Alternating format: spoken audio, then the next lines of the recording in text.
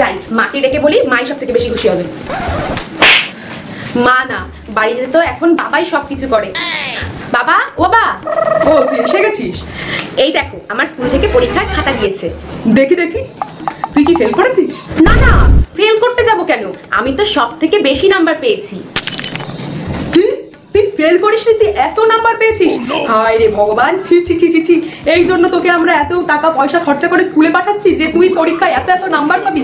লজ্জায় আমার নাক মুখ কাটা যাচ্ছে, পাড়ায় আমার আর একটুও সম্মান থাকবে না যে আমার মেয়ে স্কুলে গিয়ে পরীক্ষায় এত এত নাম্বার পাচ্ছে। তোকে কি করতে আমি স্কুলে পাঠাই, তুই কি করে আসিস? হে ভগবান, ছি ছি ছি।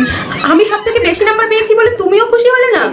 কোথায় একটু অন্য মেয়েদের মতো ফোন ঘাটবে, টিকটক বানাবে, রিলস বানাবে, এত টাকা দিয়ে একটা ফোন কিনে দিয়েছি তাও না, ঘরের মধ্যেই সারাক্ষণ বসে থাকে। কোথায় একটু ট্রেনে বাসে গিয়ে নাচানাচি করে রিলস বানিয়ে ভাইরাল হবি, তা না, তুই পরীক্ষার খাতায় এত এত নাম্বার নিয়ে আসছিস। হে ভগবান। কি?